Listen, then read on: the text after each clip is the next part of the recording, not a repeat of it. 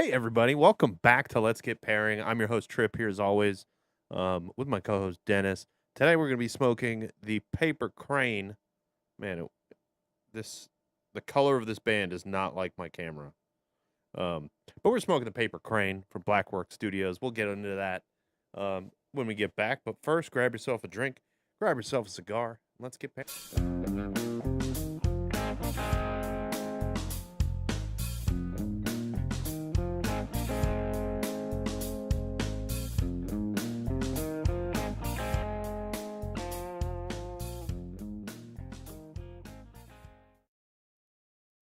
In French. Gru, Oh, I can't. The R is Gruyere paper? It's gru. It's grue. Gru on papier. Gru on papier. Anyway, if I was from the Bayou, I could really nail it, but I can't. Steve Luddington says we're not live yet. Oh, it looks like we should be. Hey everybody, welcome back to Let's Get Pairing. little cold open for you there. I'm your host Trip, here as always in the Casa de Monte Cristo studio, with my co-host Dennis on the porch of sadness, since his office is still out of commission this week. Hopefully you'll get back into the dungeon soon. I'm looking forward to it. I can't wait, honestly. How have you been, brother? Good, man. Good. Feeling good. Nice long weekend, which is cool. Mm-hmm. But it always feels like every week leading up to a long weekend it feels longer, right? It's the anticipation, people kind of taking time off, and you go, shit, I gotta catch up on these things, but people are away. Yep. It's been good though, but it's been good for cigars. I feel like weather's nice enough to sit outside and not really have to kill too many mosquitoes. So Summer's that's always here. My kids finished school this week, so man, I love summer as a parent because I get to sleep past 6 a.m. on weekdays. Because I don't have to wake up and you gotta take what you can get. yeah, exactly, man. Thanks for watching, Steve. Good to see you, brother. All right, so we're smoking the Paper Crane this week. Paper Crane was released in. Let's see if it'll focus here. No, not really. There we go. It's got a nice looking band that's kind of understated, and I really like it, but it does not show up great on camera. It looks a lot better in person. It's very pretty in person with the gold, especially. Yeah, exactly. So this cigar was released in March of 2024 at the PCA. It shipped pretty much immediately after, which is great. We always love to see that when you find out about a new cigar at the show and then you get to try it out and have it in your hands as soon as possible. We like that. So the interesting thing about the Paper Crane, the thing that makes it different, is that it uses an Ecuadorian Connecticut Desflorado wrapper. So that means that they're taking without flour. Is that right? She's deflowered, so it's like topping. Yeah, so they're topping the plants, which kind of results in slightly more flavorful tobaccos. Most filler tobaccos and heavier tobaccos are Desflorado. Some lighter Connecticut style tobaccos are going to be with the flower. They're untopped because you end up with thinner, more delicate leaves that way. But according to James, he kind of had been thinking about a project with the Desflorado Ecuadorian Connecticut and came up with the Paper Crane. Binder and binder and filler are all Nicaraguan. So this is kind of in James's typical wheelhouse. This is more of a medium to full bodied, even though it's got that very delicate, very nice looking Connecticut wrapper on it. We're smoking it in the Corona, which I think now in I would say in hindsight, but I realized this before we went live, but after I'd already set it up and bought them and everything. In the foreskin Corona. height. Yeah, foreskin height. It's important. This is the Corona, which is a 5x46, which is not maybe the best format for us to smoke on a show that can sometimes go to an hour and a half. But we'll see. Maybe it burns a little slower. The price point on these is $11. You can get them all over the internet or at your local cigar shop that carries stuff from Blackworks and Black Label Trading Company. Dennis, what are your thoughts on the cigar so far? Delicate is a beautiful way, and I say beautiful pointedly because I think it's fantastically delicate in all of these wonderful citrus ways and light hay, but not in the hay that you think of like a barnyard type of hay, but more of a very floral. It's almost like, when you first drive by a farm, let's say, and you get hit with that very intense hay smell. Oh yeah. It's the intensity without the actual profile of the hay. So it's like a driving by a flower field, a hay field. It's that intensity that's a little herbaceous, but again, I think the citrus quality really comes out nice on it. Yeah, I definitely The get a lot of citrus and some black pepper, baking spice from the cigar. I can't figure out the retrohale. It's awesome. For me, the retrohale is quite spicy. The Oh, I don't know. retrohale is like surprisingly intense for me. Mm. But baking spice, to your point, baking spice absolutely. Nutmeg, at least, on Mhm. my. But that being said, the retrohale is fantastic, and off the light for it to have this much quality of an intensity of flavor and aroma is amazing, and it speaks volumes. Yeah, it's definitely one of those Connecticut's that's far from the typical Connecticut. This is, and I should note that for us and the rest of the Cigar Coop Coalition, this was one of the most uh, anticipated cigars going into the trade Absolutely. show this year. We had all heard about it, of course. It had been announced previous to the trade show, but nobody had smoked it yet.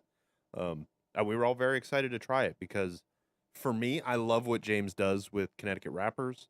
I think just his blending style of not only the stronger kind of Connecticut that he tends to go for, but the I don't know, just the tobaccos he uses and his blending style really hits my palate. Yeah, man. And you end up with kind of like this, a medium-bodied cigar that's not super intense, um, but has like a ton of flavor, but isn't just strength for no reason, right? You know what I'm saying? I Am I dig it. making And sense? I feel like I'm talking in circles a little bit. well, I was thinking about kind of the basically it's in line with the way that I see all of his stuff, a lot of his stuff that I really love. Um, Hmm. there's a nuance to it that I really enjoy, and the nuance really speaks it in this cigar particularly, really does come out where it's not just powerhouse cigars with tons of pepper and intensity and like Nicaraguan power bombs. They're Yeah. cigars that have more of a story to them. They're more nuanced in a way that you would not necessarily expect. Yeah, I think that's a good way to say it. I'm Certainly, also on the retro. I'm getting like a baking spice and specifically ginger kind of quality. yeah. Well, see, you can't. It's not fair because you said it. It's not like my brain goes, "Oh yeah, it tastes Yeah, like ginger." Of course. but that's what it made me think of. Um, like that kind of quality on the retro hail. But we're gonna get into some pairing here because we don't want to finish this cigar on accident before we even start pairing because it's a little guy, right? Um, I decided to start with something a little bit different. I knew what I have smoked this cigar once before the show. Um not as show prep, just I got them in and had to try it. But I knew kind of what I was getting into. When I don't have like my show brain on, I don't always think about pairing and what flavors to pair with a cigar. But I knew there was citrus in the cigar. I wanted to pair it with something a little citrusy, and I kind of was racking my brain to figure out what I could try pairing it with. So I decided to go a little non-traditional for us. I have had this before. I don't think it was on our show. I think we were on somebody else's show when I happened to be drinking this, but it was a different flavor. This is hop water. Yeah, man. Um, th- so let me first talk about the very brief history of hop water. They were founded in 2020. They're independently owned, but in 2021 they did get a minority stake investment from Constellation Brands, who has kind of a mixed reputation among craft beer drinkers. They've bought a few microbreweries that didn't pan out like they had hoped. Um, I think most famously Ballast Point. Um, Very sad about that one. yeah. So this is hop water. It's kind of they don't have a range of products. They just make hop water. They're not a parent company or anything. This is just their product.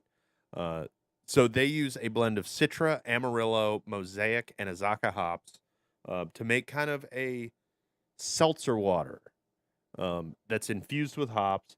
They talk a lot about the kind of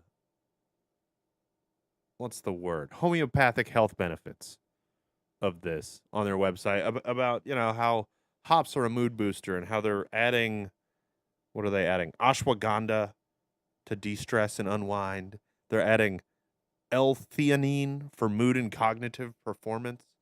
Wait, they have that in that can? Yeah. Wow, I'm surprised. I Interesting. I don't think they're using a lot of it because I don't taste any of the kind of uh Well, I don't generally you taste would any flavors in like that. yeah.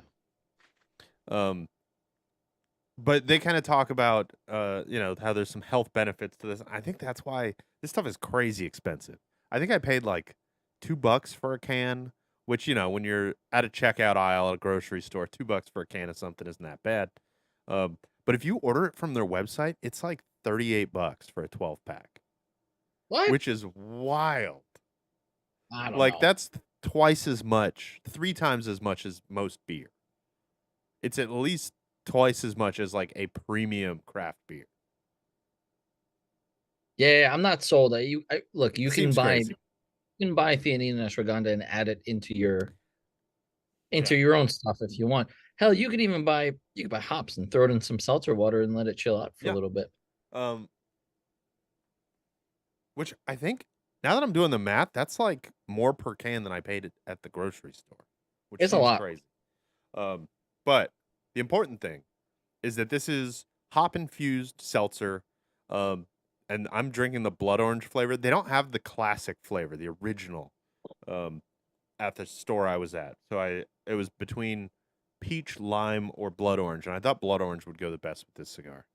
Uh, it reminds me kind of a mix between like a LaCroix kind of seltzer, like that style of like, flavored seltzer that's like got that hint of flavor that's more on the nose than it is on the palate, but with Yeah, the actual flavor of hops, which I'm hoping is going to go well with this cigar. So I'm going to take a couple sips, see how it is, and let you tell us what your first pairing is. I'm feeling a little weird about my first pairing now that I've never had this before. I was at the store earlier today and I saw it and I thought, at this point we've talked about it so many times. I think I had to bite the bullet and go, all right, I'm gonna buy a non-alcoholic spirit and see what it's like. And it's curious. I'll tell you that. I've had a couple. I've had Seedlip. We talked about that in the green room a little bit. Seedlip is, it's okay. I think it works well in cocktails if the person making it is aware that it's non-alcoholic. You can't really a lot of these non-alcoholic spirits can't be used in the same way that you would use them as a natural spirit because the intensity of flavor is not the same. It's not quite there, right? It's not as punchy. Yeah. With that said, and I'll get it to the point of the punchiness in a second and tell you why, but I've got Clean Company's gin. There we go. Clean Company is based coming out of the UK. And Spencer Matthews, who's a celebrity that I've never heard of, started it back in 2020. But listen, the bottle's not bad. I'll give him, That's point, a nice looking gin bottle. I'll say that. right? I mean, it's got a little bit of that New Amsterdam vibe that is not for me, but It's also got a little bit of like gunpowder vibe, a little bit on Nolets. yeah, It's kind of a mix of some of those brands. again, the color's kind of cool. It That's looks just like it color. has the aviation style cap with like the Yes. knurled metal. Yeah. Yeah. A little bit of aviation style at the top. So it's a mix of all the things that we as consumers likely have experienced, and sitting in the back of our minds. This has less than 0.5% alcohol. Oh, so it is at least somewhat distilled or fermented. I'm gonna go with fermented. I don't believe that this is distilled, and if they did distill it, I would. Well, let's be real. I think they should take that person out back and shoot them like the dog that they are, because goddamn. But that's a story for another time. So 10 calories, very, very, very low calorie, zero sugar. And this is really supposed to emulate a London dry gin. So you're gonna have your coriander, your juniper, your just overall citrus profile. I don't know. This is obviously what it looks like, just clear Looks spirit. sort of like gin. Yeah. It smells exactly like lemon lime syrup, like for a soda stream. But if Ooh. the syrup was mineral oil instead of like another oil carrier. I feel like I've never had any of the non-alcoholic spirits. I've been tempted to pick them up. Um, in fact, when I bought this just whatever day it was a couple days ago, I thought about they had some seed lip or something like that that I was like, maybe I should try that. And I decided against it because to me the magic that happens in beer is just fermentation. And you can do a short fermentation, you can there are ways to mimic that artificially. I mean, not even artificially, just naturally by adding sugar, by adding hops.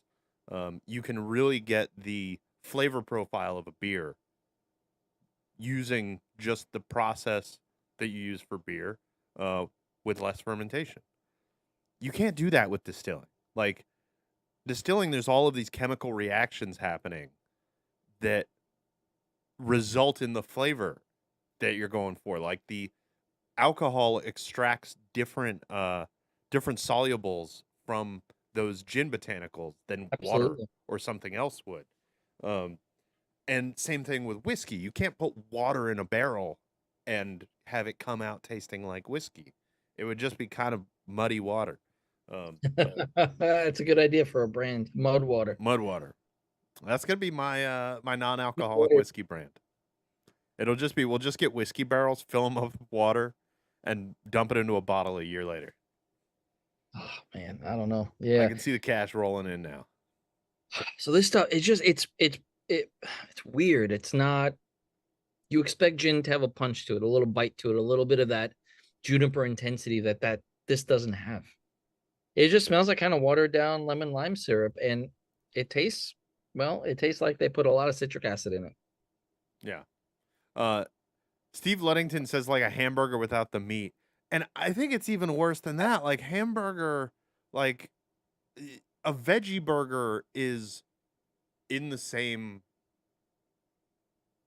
state as an actual Oh, hamburger. Like it's not as good. You don't get the same flavors. You don't get the same textures, but you can kind of get 10% of the way there. sure. Yeah. I listen, I would say With that spirits, there's like you can't get 10% of the way there. Not even. You can't get no, 5% of the way there. it's, and I think this is an industry that we're gonna have to watch very closely because someone's gonna figure it out. Yeah. And we'll come up with something that genuinely emulates the experience, the aroma, the profile, just the overall vibe of whatever that spirit is. And I think gin is a great place to start. But I think to so too. Steve's point, I would say even worse is you go to McDonald's and you order a burger and you get home and you open the bag and it's just the wrapper from the burger. It smells like it, but Yes. it's not the burger at all. It's just paper with juice. That's perfect. Burger juice. That is the perfect analogy for this. Yeah. Uh that sucks. I'm How's your sorry it's not very good. oh, we'll see what happens. But I, how's your hot potato, man? I feel like eventually somebody will figure out a way to make whiskey or gin and then get the alcohol out of it and then have like a concentrate that you can water down. Like that might be the answer. But even then you're tasting those chemicals that you're tasting the alcohol. So much of the flavor comes from the alcohol that I don't know if it can be done, but we'll see. Uh, anyway, speaking of non-alcoholic, the hop water goes great with this cigar. It's light, it's refreshing, it's citrusy. It's got that. I mean, the blood orange. Like as soon as I pop the can, I can smell it. It's just got like a really nice orangey, citrusy kind of nose. And then there's just the right amount of hops for me. It's not quite at the level of an IPA, but it's close. Like think remember when IPLs were a big thing? Yeah, of Or course. session IPAs. It reminds me of that level of like that crisp hoppiness that's really satisfying. And it doesn't. One of the things that I really like about this stuff is that it's not trying to mimic a beer. It's trying to be its own thing that just happens to share some of the flavors with beer. Um, and it's really good. It goes really well with this cigar. That lightness works really well. Very curious how the rest of my pairings are going to go um, because they're not as light as this. Same. How's your fake gin going? Oh, it's hard. It's hard to get the flavor off of my palate. I'm gonna say no, but no for now. I'll say no for now. You'll Maybe circle back to it and give it another try. yeah, I'm gonna circle back to it. I'm gonna modify it a little bit. I wanted to taste it neat first to see Yeah, what of the course. baseline. You always have to try the baseline, right? So I think on next season of Spirits Got Talent, we'll see if they can, really nail it to the finals. Yeah. Sorry, but it's a no for me, Doug.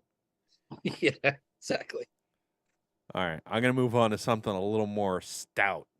Not a stout, just That a hit? something a little more serious. Missed Um, opportunity. I wanted something again that was a little on the kind of milder side, um, but with some complexity. So I'm going with Filibuster Distilleries, the Boondoggler. So Great name. Filibuster is based in Mowertown, Mowertown, Virginia. I almost said West Virginia. I grew up there, for God's sake. Um, they were originally created as a distillery by a liquor store owner in Washington D.C., and they were just kind of run out of the liquor store, I think, and then they moved to Mowertown when they started doing their own distilling. But I couldn't find exactly when that happened. Um, and they've got a whole range of bourbon, rye. They've got a couple single malts. This is kind of their flagship product, the Boondoggler. And also, I want to note that I found in my research that they had the first ever, or they were the defendant in the first ever criminal case in Virginia, alleging violations of the Virginia state water control laws. Oh shit. All right. I could not find details on exactly what they were doing to the water, but they did something that got them in a little bit of hot water. Show um, me show me the water where the bad man touched you. exactly. So boondoggler, the word means kind of a project that was a waste of both time and energy. Just something you do to keep things moving, rather than for any specific purpose. Um, and for this whiskey, they don't give us an age statement. Um, you can usually kind of guess, probably minimum 6 months, maximum 2 years, or else you'd put an age statement. Um, Wait, what's the 5 on there? Is there a 5? there is a 5. Okay, I'll let you get to it. Uh, Curious. it is kind of deceiving because it says aged in 5 barrels.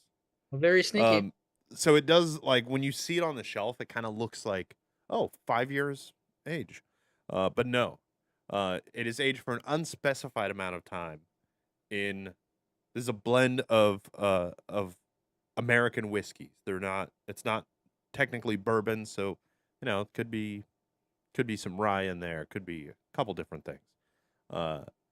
But it's aged in New American White Oak, which obviously that would make it bourbon if you age it in New American White Oak, and it meets all the other requirements.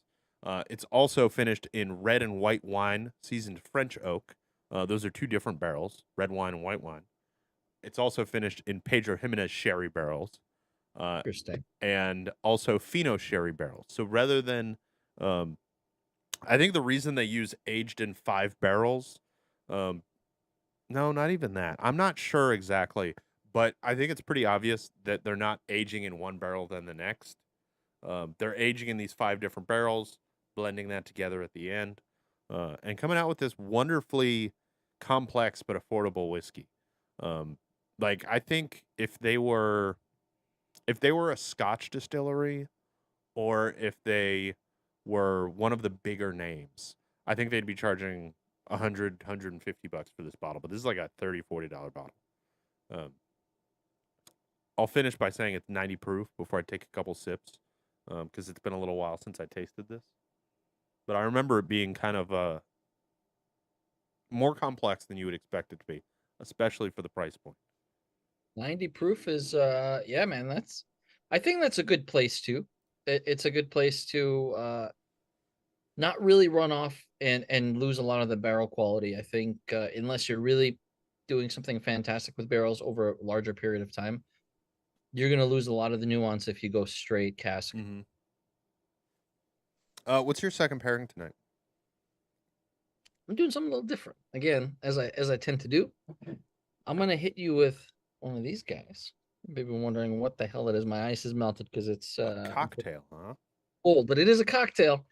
Purposeful because there was a subliminal message from Rob Rasmussen who posted a cocktail saying, "Hey, it's summertime, right? Well, what do you do in the summer? You drink Americanos." And I thought, hell yeah, man! I love Americanos. I love Yes. it. The history, I love it because I love Campari. The first Americano purportedly was served back in the 1860s, and back then it was called the Milano Torino. The reason for that is because the Americano is made very similar to another cocktail. However, it is equal parts of Campari, which I have this lovely. Look at this new branding they put on there. See the little grooves and everything. Oh, wow. I This haven't new seen that branding. bottle yet. You have a little QR code on the back. Like this is elegant. I really love this rebranding. So this is a aperitif bitter, if you will, from Italy. It's From kind of 18. a, if you've never had it, it's much more complex than this, but you can think of it kind of as the flavor of grapefruit rind or oil, like that very bitter grapefruit flavor you get. That's what Campari reminds me of. Yeah, it's got a little bit of that vibe going. And so the cocktail has Campari. It's equal parts Campari, sweet vermouth, and seltzer water over the top. This is the predecessor to what we now know and love as the Negroni. And that was Count, what was his name? Count Camillo, that wanted something stronger and decided to take the water out and put in gin. Ended up with a Negroni. Oh, I never knew that. I always thought it was the other way around. I thought Negroni came first, and then the Americano was a watered down Negroni. No, it's very curious. And the Americano is a very interesting cocktail because it became very important in the aperitivo hour, which is the hour before people sit down for a meal to kind of have some light snacks, to have a couple of light drinks and chat. And that was the idea of having things that are lower alcohol, like this kind of a cocktail, or even like a Campari that you can pour over ice. And so there's no gin in that, huh? Right? This one has no gin, and I made it differently. I used kind of what I had, but also sort of what I like. So the sweet vermouth I subbed out for Dubonnet, which is That makes sense. technically a sweet vermouth. It's just a lot stronger and kind of bitter. I wanted to Yeah. layer some more bitterness to it, and then I didn't have any seltzer, so regular seltzer club soda. So let me pull this off. I'll show you what I got. I'm using. Damn, I can't pull this thing off. Here we go. Some liquid death grapefruit, which is their Perfect. grape. So Grapefruit, as I said, goes really well with Campari. yeah, man. And honestly, maybe it's the alcohol talking, but I think this is a much better pairing than my first one, um, especially cigar. my first pairing was a great one, but I think the Boondoggler is working a little bit better. I feel like I'm almost done with the cigar, even though I'm just hitting the halfway point. It's just such a tiny little guy that when I'm doing a show, it feels short, you know. All right, so the Boondoggler. The really cool thing about this whiskey is that I don't know if I taste all 5 barrels, but like when I nose it, I get bourbon, and I smell a little bit of like I think I get the white wine a little bit, and maybe the Fino sherry. Fino sherry is a little more sweet, uh, a little lighter than Pedro Jimenez. Pedro Jimenez is very very dark, very In your face. yeah, very stone fruit kind of flavors. Um, like think plums and dates and those kind of Overrated. flavors. Um, Yeah. and then Fino sherry is a little lighter, more kind of strawberry kind of flavors, I guess. And that's not to say that it's floral. I think anytime you talk about sherry is a very unique flavor profile all its own Yeah. between Fino, between Jimenez, between all the other different varietals that are available. Yeah, and on the palate, like I get this really interesting mix of the like kind of wine tannins that a little bit of the classic like bourbony barrel bitter, like that Oh yeah. uh earthy ashy kind of bitterness that you get from a toasted barrel, and then it finishes with um that like stewed fruit kind of Pedro Jimenez finish that we're so used to from scotches. Uh, yeah, there's a lot going on in this whiskey. It's a little bit like the spirit itself, I think, is a little bit rough. Um, it's got a little bit of that tongue burn to it, even at 90 proof. Um, you could convince me that this was 100 proof, 110 maybe, and I Wow. would believe you. It's got a little bit of that heat to it, Okay. indicating that it's kind of a young spirit. But I think the 5 barrels makes up for it. Like it adds so much complexity that it's easy to just move past that, and not worry about that little bit of burn that it's got.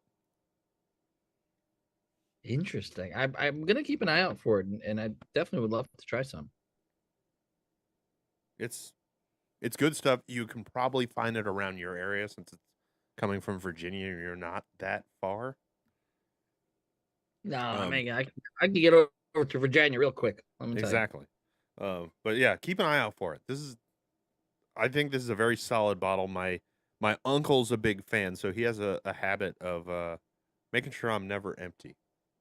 Uh, That's a great habit. he always tends Really to show up with good a habit. bottle or two, Yeah. which is great, and And I as we know, appreciate people it have called you worse than a boondogler in the past. So definitely.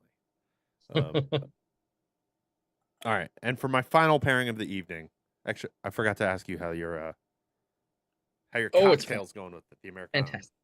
It's layers upon layers of grapefruit, pithy bitterness, that really nice. Um, and this is part of the reason why I love Dubonnet, because Dubonnet is so versatile in so many different cocktails as a replacement for sweet vermouth when you want something that has, a bit of more of a punch that can stand up to, let's say, a bourbon or a gin, Yeah, because it is a little bit higher alcohol. It's Dubonnet is 19%, and it is made with quinine, so there's a bit of bitterness in there built into it, which is really cool. Oh, one thing I should have mentioned is I also classically put a piece of citrus, usually an orange. I didn't have any oranges, so I used orange bitters over the top, as one does. that works. And a bar spoon. Must use a bar spoon. Sounds hokey pokey, but the swirls on the spiral on the bar spoon is important. You know this thing? It Yeah. it it it makes it spin in your fingers, right? No, well, no, Because yes that's and what no. I always thought the swirls were for. No, if you have banana fingers, it's not gonna work. Or if you're Edward, Banana thing. so Okay. no, so what it is, it's really cool. It's so take this glass for example, right? It's more or less classic highball glass.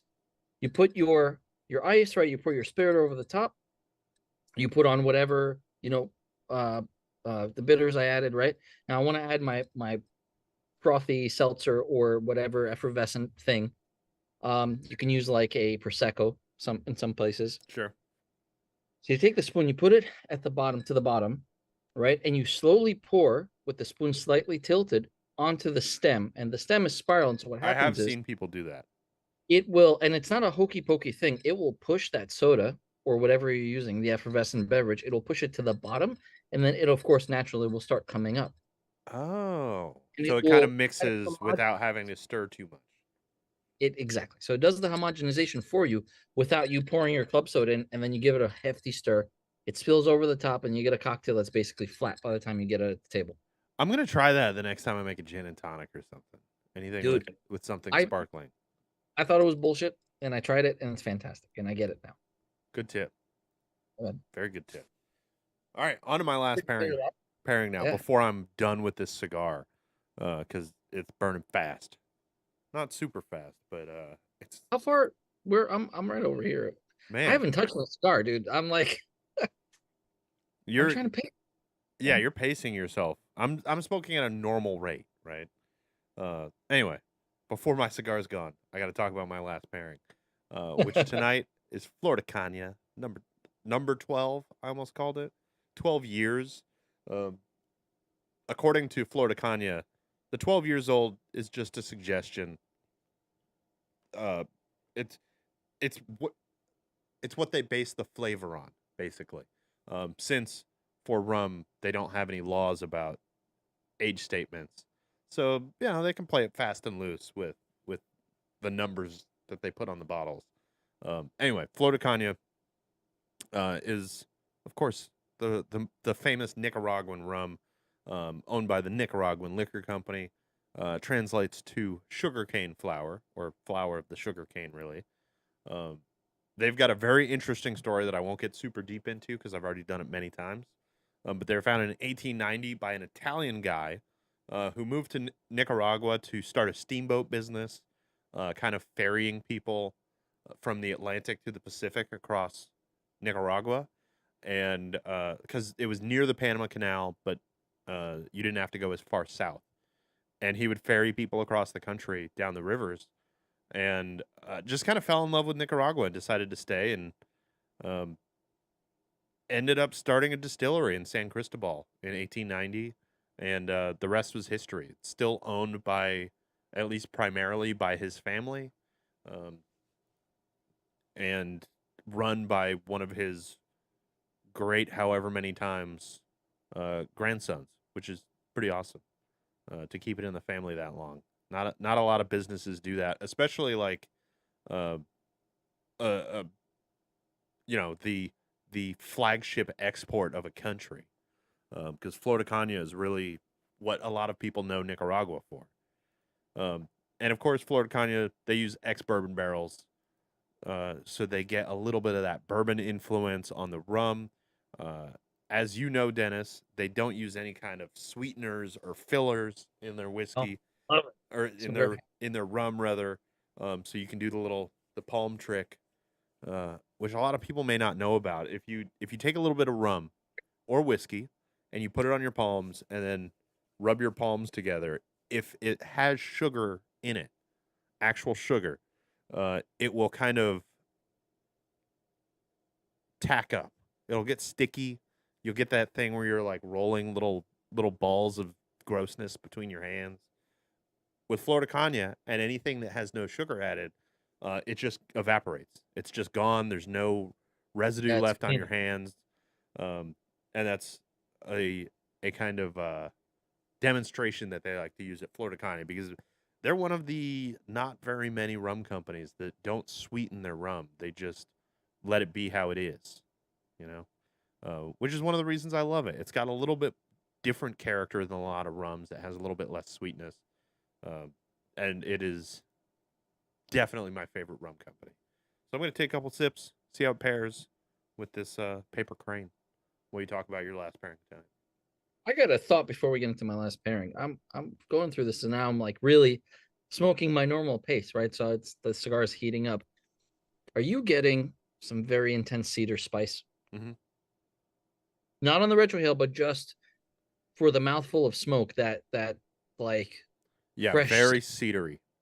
proper cedar, not like when you say, "Oh, there's a cedar spill on the table for you to light your cigar with," and it basically tastes like some newspaper that's sat in someone's Yeah. ass for a while. Not like that. Like that fresh. You just spent, a little money on a nice new brand new humidor, and you got that Yeah, you nice cedar. open it up and it's got that like fresh Spanish cedar kind of smell. Yeah. Oh, good point. Actually, Spanish cedar does have a different smell, which sounds pedantic, but it's not. It really does have a distinct aroma to it. Mm-hmm. All right. Speaking of Roma, perfect segue. Let me bring you to a very interesting place in New Jersey called the Pine Barrens. You know anything about the Pine Barrens? Um, Everybody knows something about the Pine Barrens, at least one thing. I know the Soprano scene that takes place there, Ah, and shit. I believe that's where the Jersey Devil is, right? Yes, the 13th child of Mother Leeds, supposedly, and the Jersey Devil has it was the face of a kangaroo, the head of a dog, hoofs of a horse. It's basically some drunk schmuck that got lost in the woods. It was like, what is this thing? And it was just a half naked dog.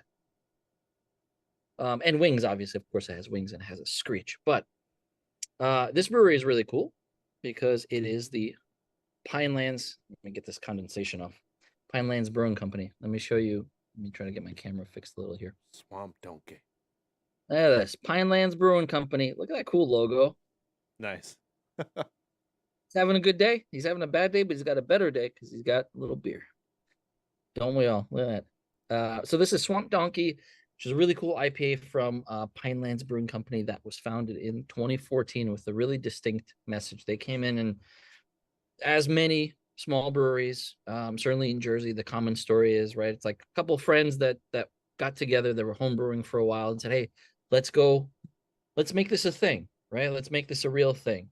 And back in 2014, Jason Chapman and Mike Kroc came together and did this with the idea that they would focus on an eco-friendly model for the brewery.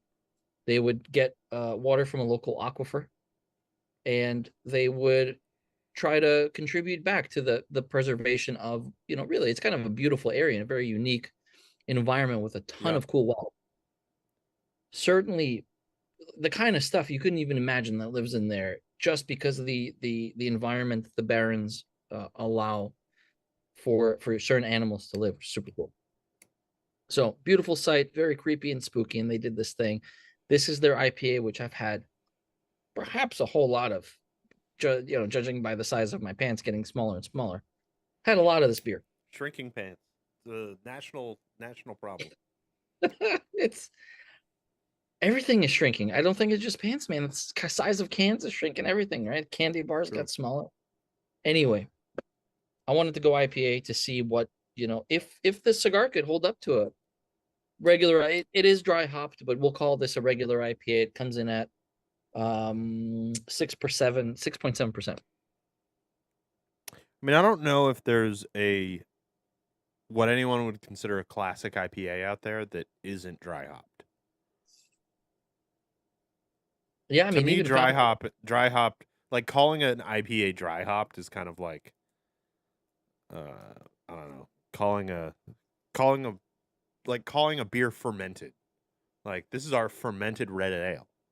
Like, okay. But this is because we are children of the era that was the IPA boom in the Yeah, early. and a lot of people didn't know what dry hopping was, even if they drank IPAs at the time.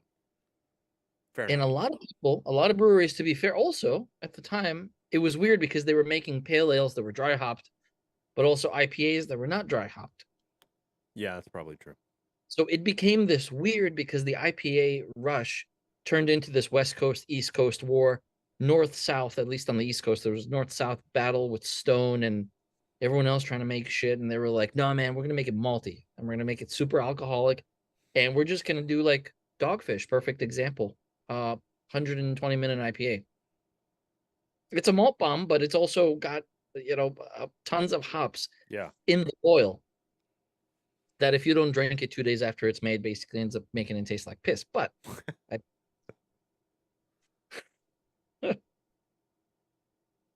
what's the issue there? I think it's alpha acid isomerization. We can talk about this on the After Dark series. Yeah. Hint, hint.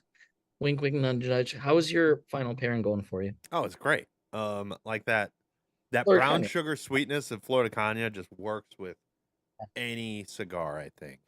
And then you get just enough bourbon influence that it doesn't just taste like sweetened rum, like sweet rum. It's kind of got a little more savory, I guess, kind of flavors to it. Oh God. It finally happened. It finally, in all of my years of smoking cigars, it finally happened the first time. Oh, I sucked my retro hail right back in. I blew it out and Oh, I again. you did the old accidental French inhale. This was more like a German inhale, right in your face. Panzer Battalion, but The Panzer inhale. I did the Mein Kampf for a second. God. All right. Anyway, Florida Caña is working great. I think the filibuster works a little bit better because it doesn't have quite as much sweetness and it's not quite as earthy as the Florida Caña. Like the Florida Caña has a little more body to it, right? That I think is clashing with the cigar just a little bit. Is it I guess what you're saying, it's probably the Florida Caña stays on the palate much longer. It's thicker on the palate. Yes, definitely. It's got a longer finish. It's a little bit more viscous, um, and it's just got a little bit more intensity that doesn't sit as well with the somewhat delicate flavors of this cigar. Even though it's a very strong cigar for a Connecticut for what it is. It's still got you've still got those delicate Connecticut flavors on top of that spice, that earth, um, and those kind of core flavors of this cigar. How's the IPA work with the cigar? I'm very curious. Surprisingly well. And I think because I don't know if it was I knew I had the can coming up and Pine Lands, Pine Barrens, Pine Wood, the cedar thing popped up and I thought, man, this is really great because it's just more wood on top of wood into that bitterness, that what's the word now? This is I hate when this happens. What's the Astringent. English word? Astringent. I fucking can't say it. Astringency? Astringency. There we go. Like when you're buying a toothpick and you get some of that astringency Mhm. from the wood of the toothpick, which is really just the glue. But I think the bitterness from the cocktail going into the IPA was a great choice because it's that pithiness that then converted into now it's the skin. It's the terpenes of the flesh. Sorry, the terpenes of the outer layer, the rind, right? The rind, yeah. That work really well. And again, the hoppy bitterness hopped with Simcoe and I think El Dorado is in this as well. Hold on, I'll tell you. Citra, Simcoe, and Columbus. That's what it is. So Columbus is really Yeah. interesting.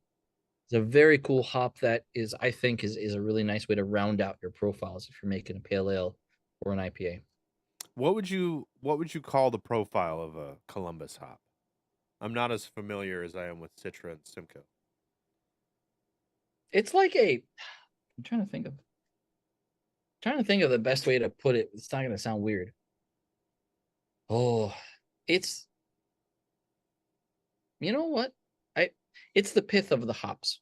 It's Okay. if we're gonna go for the grapefruit analogy earlier, talking about the pith and the bitterness, it's the pithy part of the hops where you get a lot of the hop character and profile, but it's a slightly different kind of bitterness, almost I don't want to say viscous, but it's a fuller body. Okay. That makes sense. Whereas like Citra, for example, Citra, it's like a getting hit over the head with a hammer of this is the bitterness, this is the intensity. It's got a quick bite and that's it. It's kind Yeah. of a relatively C- short release on the Citra is palate. very crisp and has like to me Yeah. Citra reminds me of lemons a little bit, like just that kind of bright intensity. Maybe part of Yeah, it's man. the name Citra, but I think that's why it's called Citra is that it's got that citrus kind of quality. Yeah, absolutely. Absolutely, man. But it seems like both of us had a really good experience with our last two pairings. Well, for you, we'll call it the second pairing, probably, right? Yeah, the second pairing just works a little bit better than the Florida Caña. The Florida Caña works great with the cigar. I just think the Boondogler works a little bit better. But it's a fun name to say, right? You have to admit it's a Exactly. little fun. Um, what are your? I'm like at the point where I'm about to finish this cigar. What are your thoughts on the cigar? Good, bad, and different. I need more. No, no, no. I'm very wide. Again, not to James on this. I just it's awesome, and this size is awesome. Like this is something that I would love to pick up, and I know it'll be my normal smoking pace will be like 40-minute smoke, Yeah. probably something like that, but enjoyable throughout. I've loved the quality of smoke from the beginning to where I am now, which is well, finally making it toward the end. Uh, I'm just loving the cigar, man. It's and it fantastic. smells great. It has such a nice aroma that, again, maybe because it's nice and warm outside and there's a little bit of a breeze, it's a very late spring, early summer feeling cigar for me. It's got good, happy memories are attached to this kind of smell. All right. I like that it's a Connecticut that can actually stand up to pairing a lot more than some Connecticut's can. Then a Uh, lot, actually, yeah, a lot of Connecticut's cannot. yeah, because a lot of Connecticut's really have that they're very mellow, right? Like very understated and very extremely delicate flavors that are very easy to trample with whatever you're pairing with them. And kind of that having this cigar be more full bodied really adds to its pairing potential, which is a word I just came up with. It's the pairing potential, and I think I appreciate the fact that the profile is again, we talked about delicate, we talked about beautiful, but it stands up on its own. Yeah. It's one of those cigars that not to say that it's a powerhouse, but it does have some strength to it.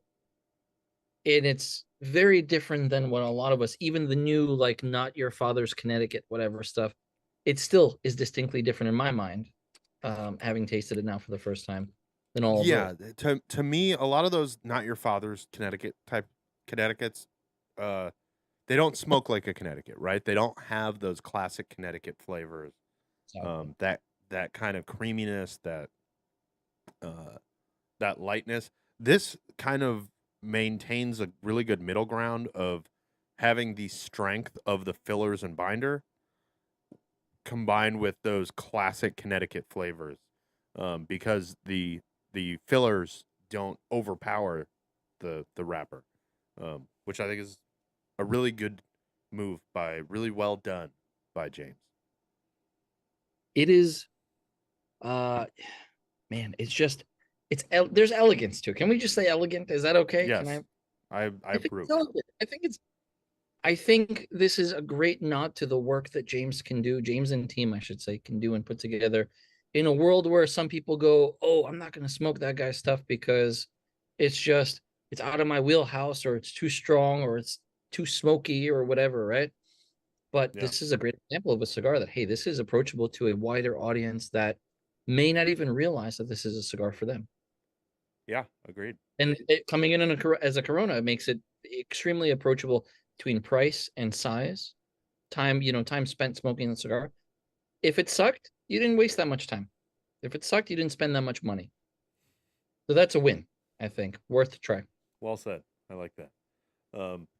Yeah, I need to check out the Toro in this. I need to get some of those, uh, so I can try it because I'm digging this blend.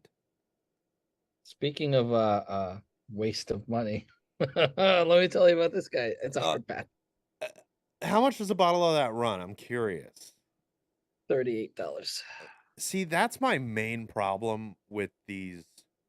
I mean, as we've talked about, I have a lot of problems with non-alcoholic spirits. Um, Part of the problem is that they're priced like spirits.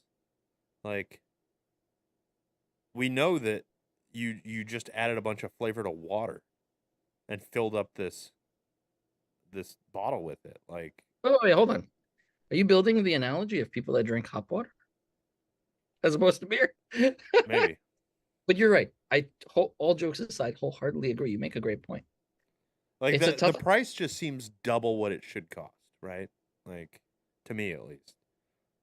I'm sure the profit margins are fantastic though. Well, they're fantastic, but again, this is the whole point. This is the reason why when you look at the bottle, it looks like all these brands that you've seen. The cap reminds you of aviation. You have this New Amsterdam thing and the shapes and all that. And when it's on the shelf, if this was $15, I'd go, it's probably garbage, right?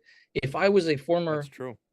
if I was a former consumer of alcoholic spirits, let's say, specifically, um, you're probably used to buying a certain, you kind Yeah. of have that in your brain because you have experience drinking things. Like But I know Hendrix is not going to be a $12 bottle, that's true. and I'm okay with that But because I know it's like I would think that you would want to compete with Tanqueray, not with Hendrix at the price point, right? Like well, a again, bottle of Tanqueray that size is $20. it is. It's about yeah, 20 or 21, something like that. But think of the cigar industry, great example. Cigar industry with cigars that are pumping, I don't know, 50, $60 that are, one could argue, right? One could argue, what, I'm not going to name any brands or specific cigars or whatever, but we've all seen those Yeah. of just like, I don't know about this, man. And they're going for that premium or premium plus, whatever it is, that's certain. There's a demographic of people that they are trying to enable with their product, and that's fine. Yeah. No, so what I'm saying though is I don't think there's at least I haven't seen a non-alcoholic spirit in that price range, like No, that $20 price range. Like it not doesn't yet. exist. It's just weird. Like they're only the weird thing is that they're only competing with like the premium segment, which is strange to me. That seems like a strange choice. So this is a really great segue into I guess we can put it out there now. We're developing a non-alcoholic spirit company called No Booze, and No Booze is we're on air being recorded, so this is trademark official. Yes. No Booze, non-alcoholic spirits, the spirit for the drinking man. Stay tuned. This exciting stuff is being cooked up. I love the idea. That's all I Uh, got.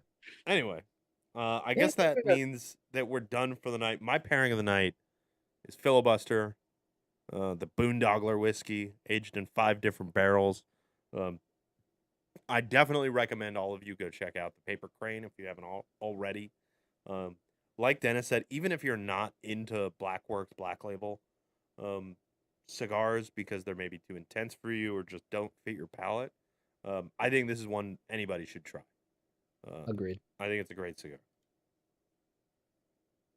And I guess that brings us to the one for the road segment. Um, Dennis, you want me to take first honors tonight, or Yeah, man. Jump all in. I'm right? excited So to hear what you got.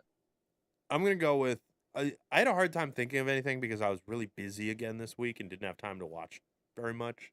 And I usually like to go with something that I've checked out in the last week or so. But I had to go back just a couple extra days, and my dad and I have been working our way through this show. I, I'm realizing now I may have talked about it a little bit on the show, but I'm not sure. Um, but we've been watching this show as we smoke cigars. So, once or twice a week, we'll have a cigar. We'll watch an episode or two of What We Do in the Shadows, the TV show. Uh, it's on Hulu. If you want to go watch it, if you have a Hulu subscription, or it's on FX if you live in the Stone Age and still have cable. It's about if you've never heard of it, I'm kind of surprised, but it's about a group of vampires that live together in modern society, and a documentary crew has decided to follow them around. Um, and it's just kind of it's almost like a it's a mix of like an office type sitcom and horror. Uh, that's just off the rails hilarious. It is so funny. The characters are so uh they're so fun to watch. These like one of the characters is this very effeminate guy who was he was one of Genghis Khan's rivals. Back in the when was that? The 1200s or something like that. Um That's about right. and he now lives in Staten Island and just lives everyday life and sometimes reminisces about the good times back when he was pillaging and raiding villages. And sometimes he feels good about it, and sometimes he's like, "Man, I was kind of a jerk back then." Uh, and it's just this interesting cast of characters that's really, really funny in hilarious situations.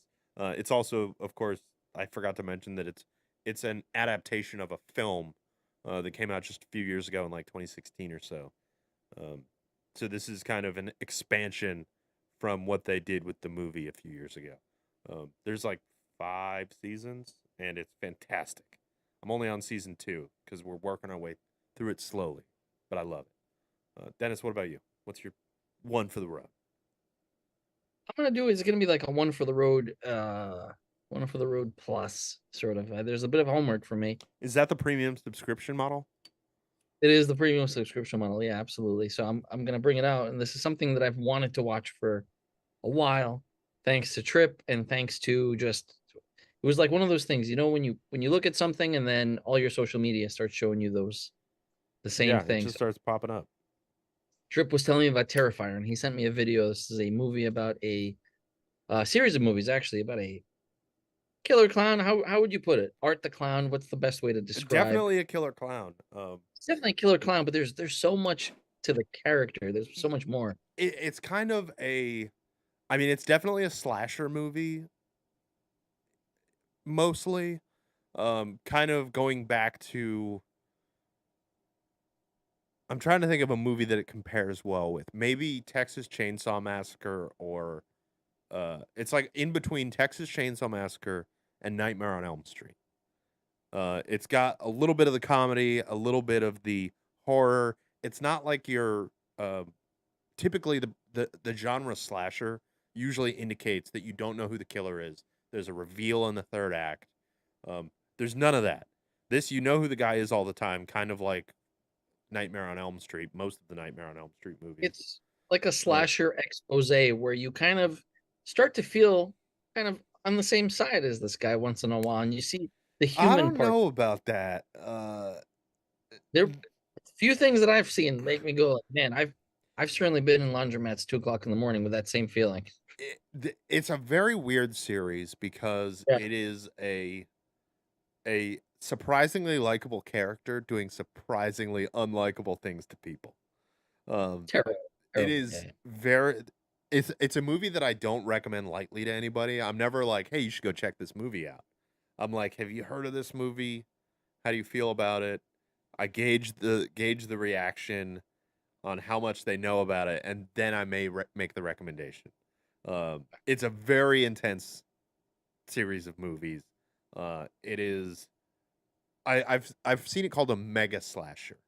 It's a slasher that goes so far in in the direction of violence that it's very off putting to some people, many people, most people. So you would probably call it a slusher then. Mm, Yeah, I like that name. it's a slusher. Yeah. So this is my homework for next week because often we talk about things like, hey, check this out, check that out. And I have this long list of movies and things to check out from Trip, and this is one that by next show, I will absolutely have an opinion of I can go into the next movie after this one, or I am done. And like you were right. Which one are you gonna watch first? Well, I was gonna go with the first one, 2016.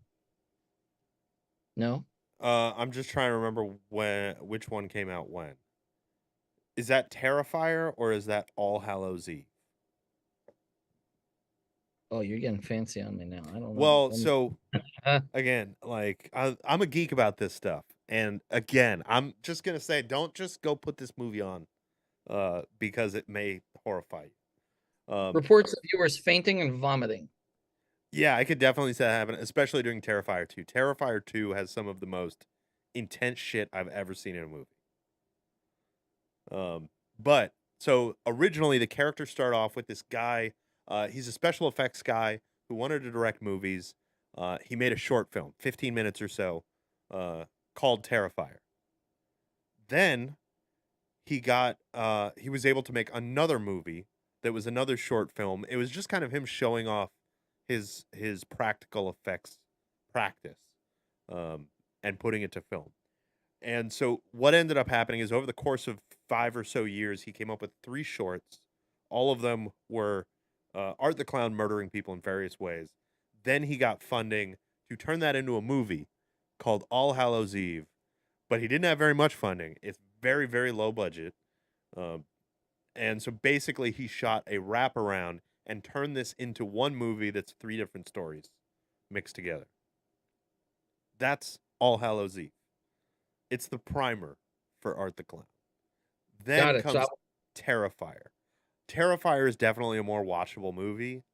All Hallows Eve is kind of a mess as a movie because you're watching a movie where the character watches 3 like 15-minute, 20-minute long movies.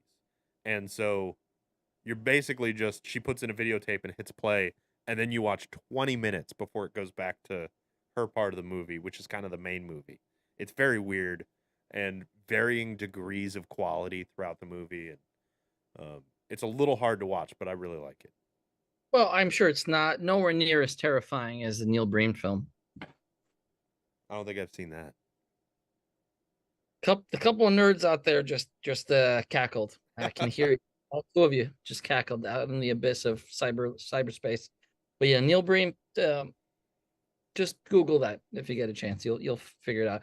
I want to leave you with one last thing. I have a question for you, Trip. Go for it. Hit me. What do you get when you boil a clown?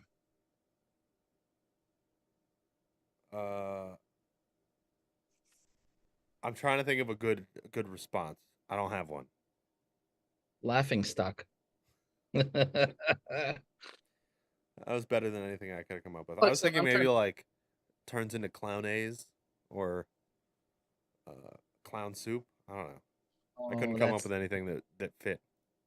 it's I like like yours more. blowing bubbles as a kid. Are you gonna Anyway, finish that? no, I think Okay. those that know, and those that don't know will be horrified later. All right. Sounds good.